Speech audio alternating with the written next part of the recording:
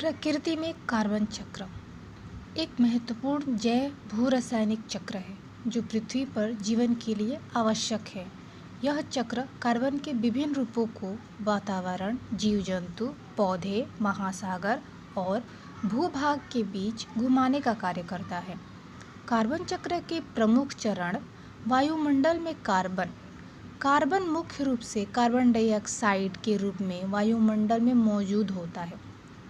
Photosynthesis पौधे और अन्य प्रकाश संश्लेषक जीव कार्बन डाइऑक्साइड को अवशोषित करते हैं और इसे ग्लूकोज जैसे कार्बनिक यौगिकों में परिवर्तित करते हैं, जिससे ऑक्सीजन भी उत्पन्न होती है। जीव जंतु और पौधे श्वसन के माध्यम से ऑक्सीजन का उपयोग करते हैं और कार्बन डाइऑक्साइड को पुनः वायुमंडल में छोड़ते हैं।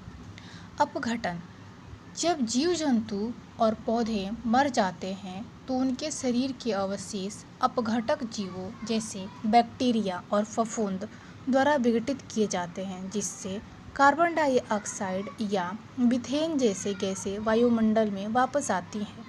समुद्र में कार्बन महासागर भी एक प्रमुख कार्बन संग्राहक है।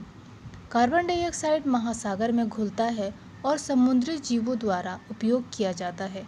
समुद्र तल पर मृत जीवों के अवशेष जमा होते रहते हैं और समय के साथ वे चट्टान और तेल में परिवर्तित हो सकते हैं। मानव गतिविधियाँ, औद्योगिकरण, जीवाश्म ईंधन का उपयोग और वनों की कटाई जैसी गतिविधियाँ वायुमंडल में कार्बन डाइऑक्साइड की मात्रा बढ़ाती है, जिससे जलवायु परिवर्तन की समस्या उत्पन्न हो रही है। महत्व कार्बन चक्र पृथ्वी पर जीवन के संतुलन को बनाए रखता है और इसके किसी भी हिस्से में असंतुलन का व्यापक प्रभाव हो सकता है, जैसे कि ग्लोबल वार्मिंग और जलवायु परिवर्तन। इसलिए कार्बन चक्र को